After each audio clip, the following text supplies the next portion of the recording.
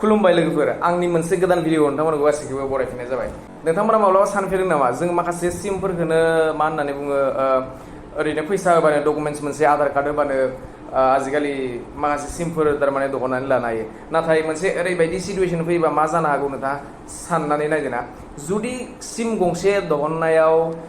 पुलिसनि भेरिफिकेसन जेरै जों लाइसेन्सफोरखौ बानायो बिदिनो जुदि सिम गंसे दहननायाव जुदि पुलिसनि भेरिफिकेसन नांगौ जायोब्ला थासारिया माबायदि जागोन नोंथाङा माब्लाबा सानफेरदों नामा? नोंथाङा बे बाथ्रानि सायाव मा बुंनो गोसो नोंथाङा कमेन्ट सेक्सनाव बुंजायो। जुदि जामारोब्ला मा जागोन? नैबे बाथ्राया गोनो गोथो बायदिब्लाबो थार। मानो होनोब्ला जोंनि सेन्ट्रेल गभर्नमेन्टआ मोनसे ओरैबायदि डाटा दिहुननानै मोनदों जाहैबाय जायफोरा माने थांनाय बोसोरसे 2 बोसोर बा 2 बोसोरनि गेजेराव माने 52 लाखनिबो सायाव माने इलिगेल हिसाबै थारमाने इलिगेल मेथडआव थारमाने माखासे सिमफोरखौ इसु खालामदो बा रेजिस्टार खालामनानै होदो जायनि जाहोनाव थारमाने खमसे खमबाबो बेसेबांबा गोबां 300नि सायावबो थारमाने पुलिस स्टेशनफोराव माने एफआइआर होनाय जादों। मानो होनोब्ला बेफोरबायदि जायफोरा थारमाने माखासे बेफोरबायदि इलिगेल माबायाव मेथडआव थारमाने सिमफोरखौ इसु खालामनानै होदोंमोन बेफोरबायदि सिमफोरनि गेजेराव थारमाने माखासे फ्रड केस फैदो जेरै जों होननानै माखासे जोङो खोनानो मोनो दा साइबार क्राइम होननानै खोनानो मोनो फन पेनिफ्राय लुथिनानै फैसा लुथिनानै लांनाय बायदिखौ जों खोनानो मोनो। दा बेफोरबायदिनि माबायाव फ्रडआव थारमाने जायफोरा थारमाने मानसिफोरा कल खालामो बेफोरबायदि कल नाम्बार थारमाने फन सिमनि नाम्बारफोरा थारमाने बेफोरबायदि मानसिफोरनियाव जायो थारमाने इलिगेल हिसाबै थारमाने सिमफोरखौ कानेक्सन होदोंमोन मोजां डकुमेन्टस थारमाने भेरिफिकेसन खालामाबालासिनो सिमफोरखौ कानेक्सन होदोंमोन बेफोरबायदिनिफ्राय थारमाने बेफोरबायदि माबाया नाम्बारफोरा ओंखारदों जाहैबाय। आरो एक्चुअलि रिपर्टनि मथेब्ला बे आगानखौ लानाय जादों। मानो होनोब्ला माखासे मानसिफोरानो फ्रड कलफोरखौ थारमाने खोनासंनानै माखासे मानसिफोरानो रां लुथिजायो गावसोरनि एकाउन्टनिफ्राय। मानो होनोब्ला माखासे नोंथाङाबो मोनफेरदों जानो हागौ बेफोरबायदि फन कल फैनाय बे जे नोंथाङा नोंथांनि फन पेनि नाम्बार बा फन नाम्बाराव नोंथाङा लटारि नांदो ओरैबायदि बायदिसिना आरो मा होननानै बुंबावदों। दा बेफोरबायदि माबाखौ थासारि जेनेबा फन कलफोरखौ खम खालामनो थाखायनो थारमाने जोंनि सेन्ट्रेल सरकारा थारमाने आइटि सेक्टरखौ थारमाने बेफोरबायदि भेरिफिकेसन खालामनो थाखाय थारमाने अर्डार होदों जाहैबाय। दा मोनसे ओरैबायदि स्टरि दं आं नोंथांमोननो खोथानि बे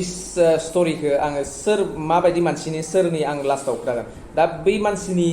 स्टरिया जाहैबाय ओरैबायदिमोन थारमाने बिनियाव सानसेखालि ओरैबायसा फन कल फैयो थारमाने जे नोंथांनो ओरैबायदि नोंथांनाव हा दं नामा एसे जेनेबा आधा बिगा हमना ला बा खथासे बेफोरबायदि हा दं नामा ओरैनानै फन कल फैयो। माने मानि थाखाय होननानै सोङोब्लाथाय बिसोर खोन्थाहरो जे जोङो एयारटेल बा जिअ'निफ्राय ओरैबायदि मोनसे फन कल फैयो बा ओरैबायसा टेलिकम कम्पानिनिफ्राय जों बुंबाय दं जोंनो मोनसे बिगासेथ' नङा जेनेबा एसे हा नांगौ जेराव थारमाने माबा होगोन थारमाने बिसोरो मा होनना बुङो टावार गायगोन जाहैबाय। दा बेनि थाखायनो ओरैबायसा भेरिफिकेसन थारमाने खालामनो जोङो माबागोन ओमफ्राय नोंथांनि डकुमेन्ट्सफोरखौ नैबे वाट्सएप नाम्बाराव हरबानो जाबाय। ओमफ्राय जोंनि टिमा थारमाने नोंथांनि माबायाव थांनानै नोंथांनि हाखौ थारमाने भेरिफिकेसन खालामगोन। दा बेयाव ओरैबायदि अफार दंमोन जाहैबाय दा टावारखौ गायखांनायनि उनाव नोंथांनि न'खरनि जायखिजाया मानसिनो साख्रि होनाय जागोन 12,000 थाखा करि थारमाने साख्रि मान्थलि थारमाने होनाय जागोन आरो 10 लाख 15 लाख थाखानि केस थारमाने खेबसेनो होनाय जागोन ओरैनानै मोनसे अफार फैयो। दा बेनि उनावनो बिथाङाबो रेडि जानानै डकुमेन्ट्सफोरखौ थारमाने वाट्सएपआव माबानानै हरो जाहैबाय। ओमफ्राय बिदिनो लास्टाव थाङै बिदिनो मा होननानै एनअसि सेनअसि नांगौ जाहैबाय। दा बेफोरबायदिनो थारमाने 7,000 7,500 थारमाने मानसिया थारमाने मा होननानै बुंगोन लुथिजायो आरो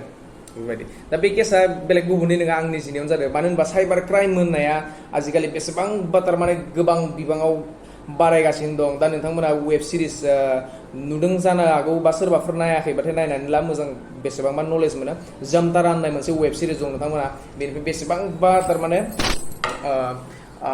मोजां थारमाने बिथोरनि नलेज साइबार क्राइम माबायसा लुथि जागासिनो दं मानसिफोरा बेफोरखौ थारमाने बेसेबांबा गोथौयै थारमाने मिथिनानै मोनगोन नोंथांमोना जुदि बे वेब सिरिजखौ नायोब्ला। दा गभर्नमेन्टआबो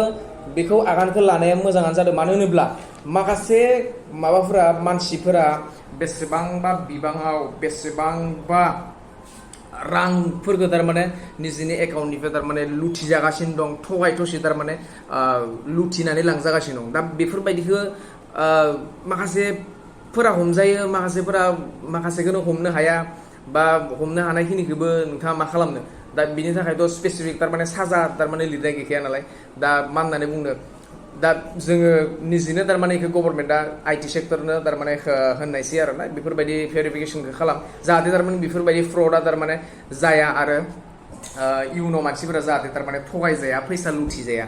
बेसेबांबा मोजां आगान लादो दा बिनि उनाव मोनसे ओरैबायदि रुल जारि खालामनाय जादों जायखौ थारमाने मानियाब्लाथाय 10 लाख थाखानिबो थारमाने सायाव जुरिमाना थारमाने फाइन जानो हागौ होननानै बुंदों जाय थारमाने सिम बानायग्राफोरा बेफोरबायदि थारमाने रुल्सफोरखौ मानिनानै जुदि सोलियाब्ला दा रुलानो ओरैबायदि जाहैदो दा सासे मानसिया पुलिस सिम मोनसे दिहुननोब्ला थारमाने इयो मानसिया पुलिस स्टेशनाव थांनानै थारमाने पुलिसनिफ्राय भेरिफिकेसन अल डकुमेन्टस लानानै भेरिफिकेसन खालामनांगोन आरो बेजों लोगोसे बाय'मेट्रिक थारमाने जेरै हमना ला फिंगारप्रिन्ट स्केन जाहैबाय जेनेबा आइरिस स्केन जाहैबाय बेफोरबायदि स्केन खालामनानैसो थारमाने सिमखौ रेजिस्टार होनाय जानांगोन ओरैनानै थारमाने गभर्नमेन्टआ आरो आइटि सेक्टराव थारमाने भेन्डार जेरै दखानिफोरखौ ओइ जाय थारमाने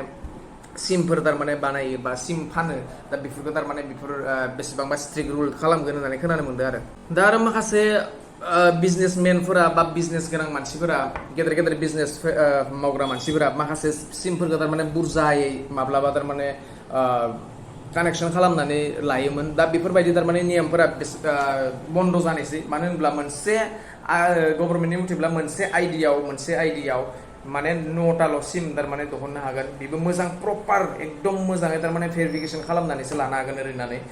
मोनसे रुल थारमाने दिहुनदों जाहैबाय दा नोंथांनि मथेब्ला गभर्नमेन्टनि बे स्टेपआ मोजां जादों ना गाज्रि जादों नोंथांनि थाखाय नोंथाङा कमेन्ट सेक्सनाव कमेन्ट खालामनो दाबाव आरो नोंथांजोंबो माब्लाबा आंनि बायदि थासारि माब्लाबा जेनेबा बेफोरबायदि प्रब्लेमाव गोलैफेरदों नामा नोंथांमोना कमेन्ट सेक्सनाव कमेन्ट खालामनो दाबाव जाहाथे थारमाने माखासे मानसिया सांग्रां जायो जे बेफोरबायदि फन कल फैयोबाथाय थारमाने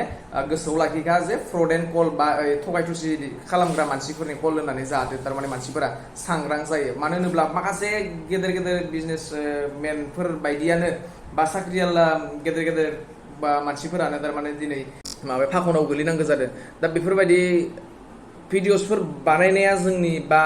सांग्रांथि होनाया जोंनि खामानि मानो होनब्ला माखासे मानसिफोरा बा माखासे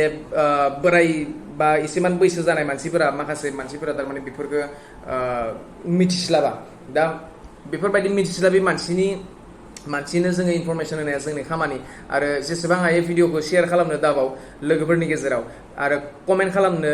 दाबाव आरो जुदि बेफोरबायदि भिडिअसफोरखौ नायनानै मोजां मोनोब्ला आंनि फेसबुक पेजखौ लाइक खालामनो दाबाव आरो फल' खालामनो दाबाव आरो इउटिउबाव आंनि इउटिउब चेनेलखौबो साबस्क्राइब खालामनो दाबाव गोजोन्थों जै बर' हारिनि रावबो थारमाने बेफोरबायदि जेयाव जाहाथे दा गोलैथो